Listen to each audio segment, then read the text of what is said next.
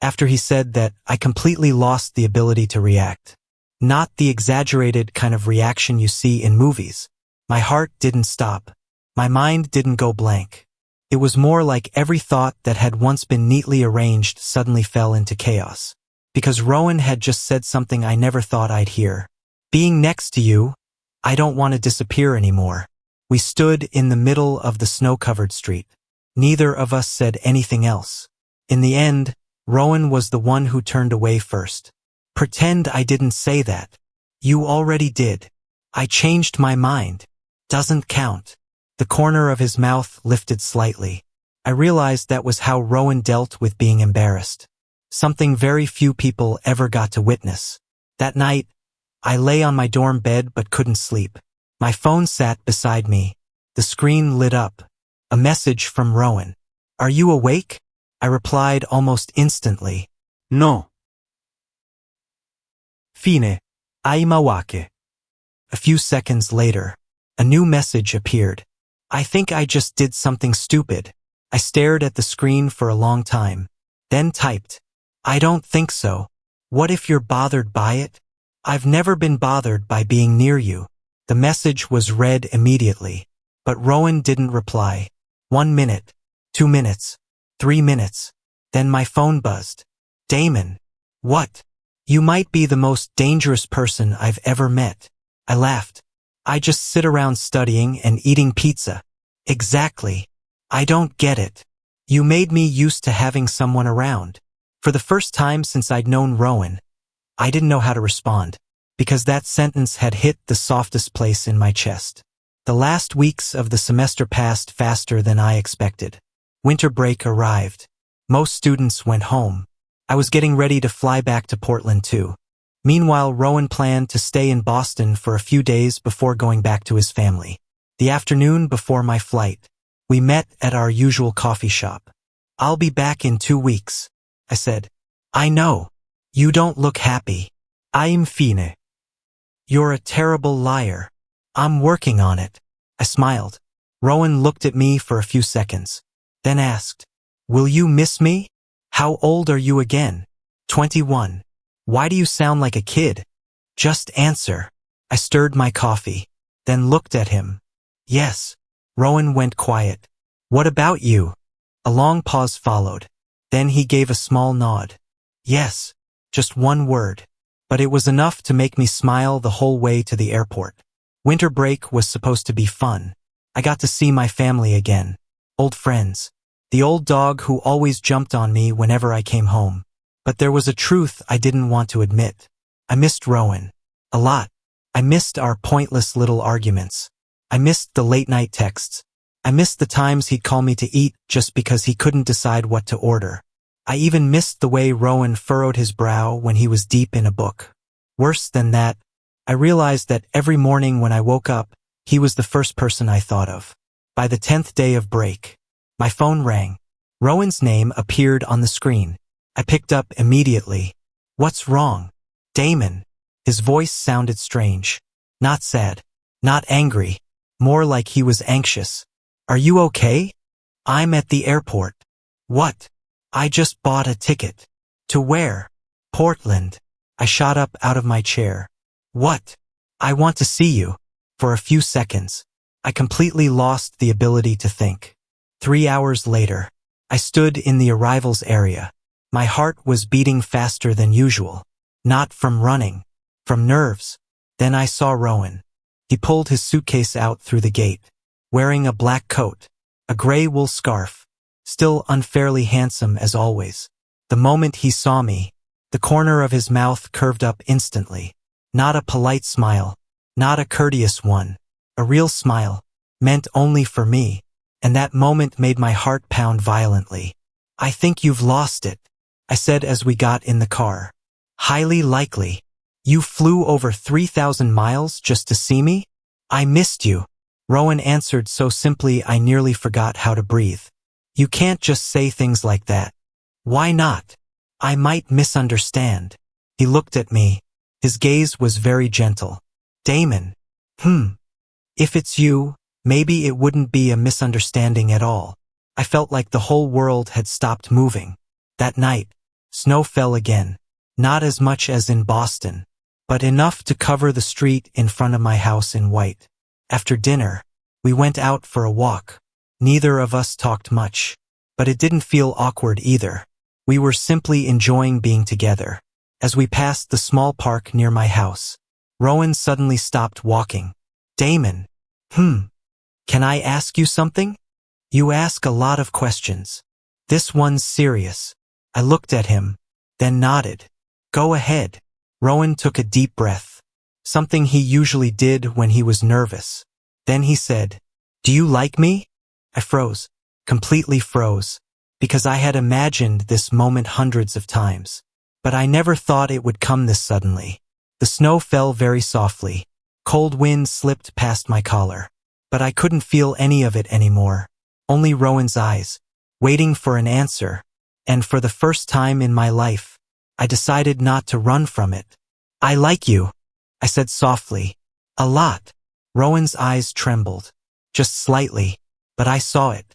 Then he stepped closer. The distance between us disappeared. And before I could think anything else, Rowan pressed a kiss to my lips. Gentle, clumsy, but sincere enough to make my heart melt. When we pulled apart, we were both smiling.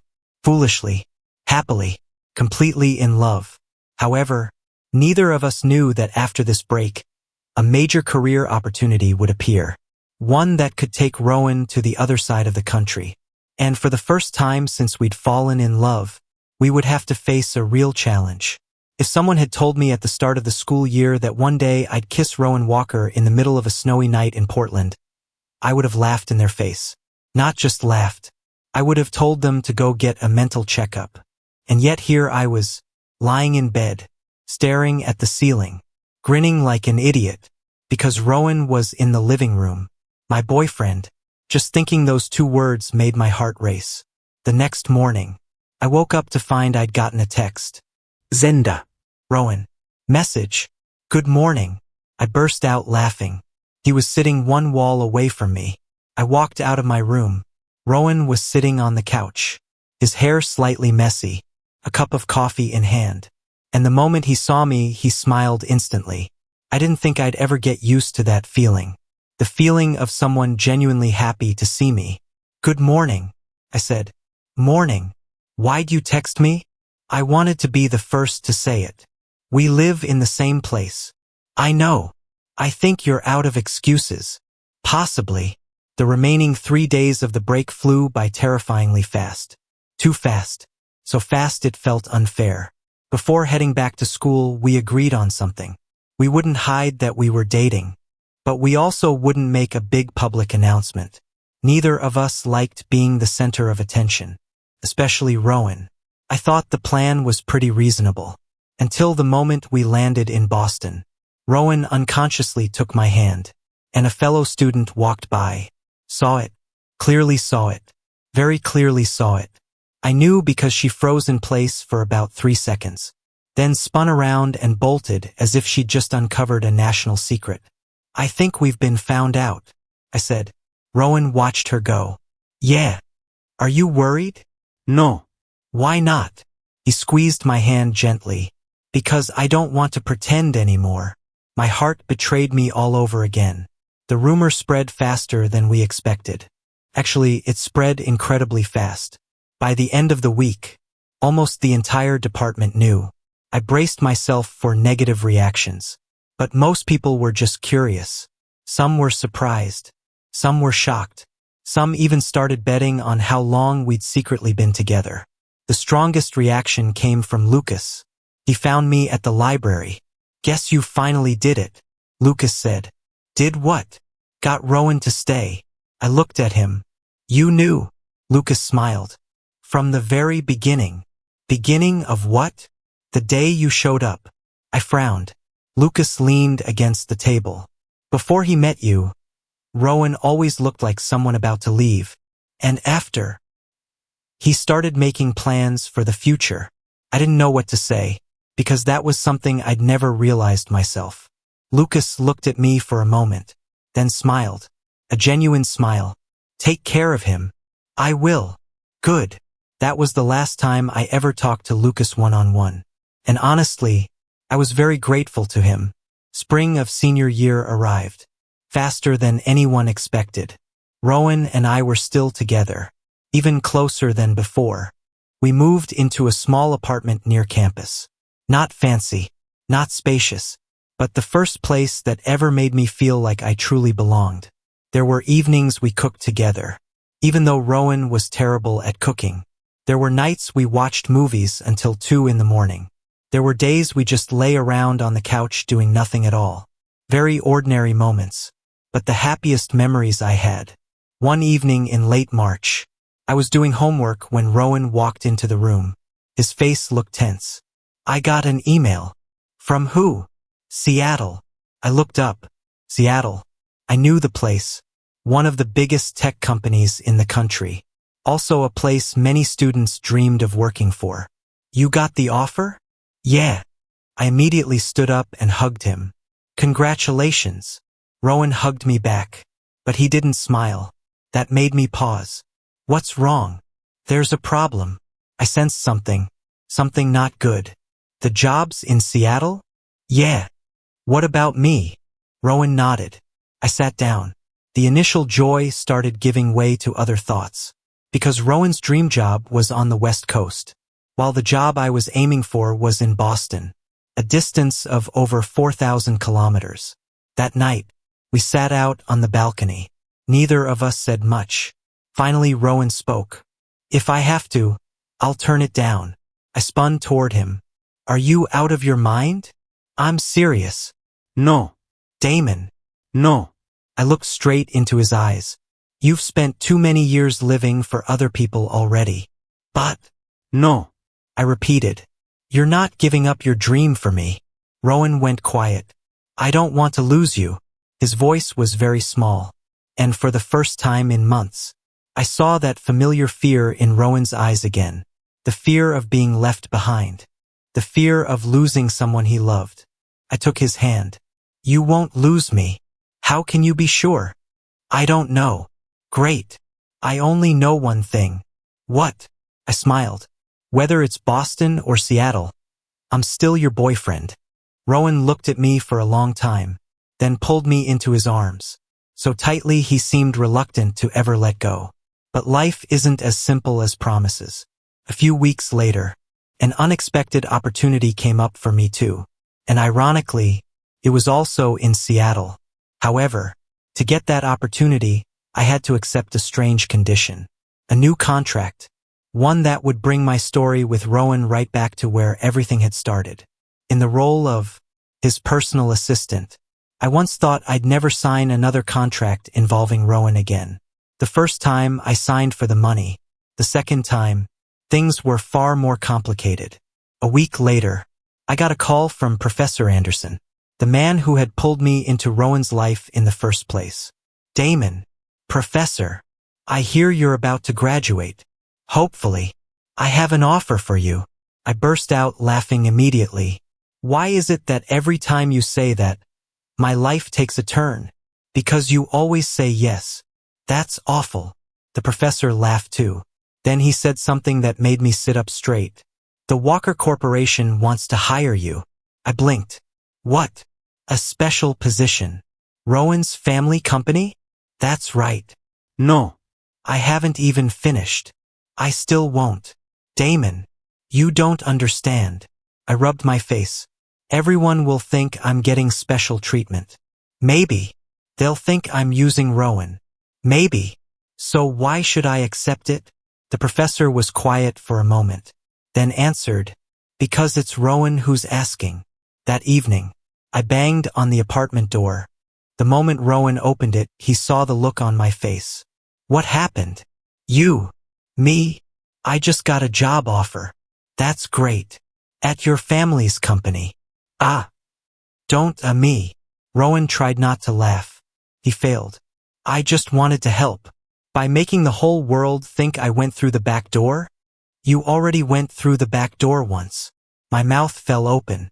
Then I realized the line had a double meaning. Rowan realized it too. His ears turned red instantly. I stared, then burst out laughing. Did you just make a joke? No, You just made a joke. no. You're blushing. I hate you. I know. After we'd both laughed enough, Rowan finally turned serious again. I'm not hiring you because you're my boyfriend. I know. You're capable. I know. I think you're a good fit. I know that too. Then why are you still upset? I looked at him, then sighed. Because I'm scared. This time Rowan stayed quiet. I don't want to become your shadow. That was the truth. My biggest fear wasn't being judged by others. It was losing myself. From the start, Damon had always just been Damon. Not Rowan's boyfriend. Not someone from the Walker family. Not the favored one. I wanted a career of my own. To stand on my own 2 feet. Rowan understood that, because he took my hand, and said, then read the whole contract first. The next day, I went to the company, and got a shock. Because the position being offered wasn't an employee role. Not a secretary. Not an administrative assistant. It was personal strategic assistant. To Rowan, I stared at the file, then looked at the HR person, then looked back at the file. I'm sorry. Yes. You mean? That's right. I'm his assistant again? That's right. I burst out laughing. Laughing so hard the person across from me started to look concerned. Because life clearly had a very strange sense of humor. That evening, I tossed the contract onto the table. You wouldn't dare. Rowan was eating pizza. I would. I thought we were done with the assistant thing. So did I. Why me? There are a lot of reasons. Tell me. You understand me. Fine, I'll accept that one. You're not afraid to argue with me. Is that supposed to be a good thing? A very good thing. I crossed my arms. What else? This time Rowan looked at me.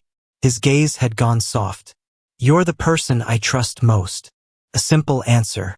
But it was enough to leave me speechless. 3 months later, we graduated. Graduation day. The campus was packed with people. Laughter. Photos being taken. Congratulations being shouted. I stood in the middle of it all, watching Rowan in his graduation gown. And without meaning to, I remembered the very first day. The day I'd been hired to keep an eye on him. Back then, Rowan had been someone who always seemed about to disappear. But today, he stood there in the sunlight, smiling, genuinely. I don't think I'd ever seen anything more beautiful. After the ceremony, we went back to the familiar hill, the place where everything had once changed. A summer breeze blew gently. Boston stretched out below. Remember the first time we came here? I asked. I remember. You asked me something. Yeah. What would happen if you disappeared? Rowan laughed. I was such an idiot. Why? Because I didn't notice the obvious thing. What? He looked at me. No matter where I go. Yeah. You'd find me anyway. I smiled. True. Because you're way too clingy. I'd call that love. Maybe. A month later, we moved to Seattle. A new city, a new job, a new life. And on my very first day of work, I received my employee badge. Below my name was printed my title. Personal Executive Assistant to Rowan Walker. I stared at it, then looked at Rowan, then stared at the badge again. I hate this. I know. I really hate this. I know. I'm asking for a raise. Agreed. I froze. That easy? Of course. Why? Rowan smiled. That familiar smile, the one I loved most. Because this time, it wasn't a work contract anymore. It wasn't an obligation. It wasn't a duty. It was just 2 people building a future together. And we both knew it. The real adventure was only just beginning.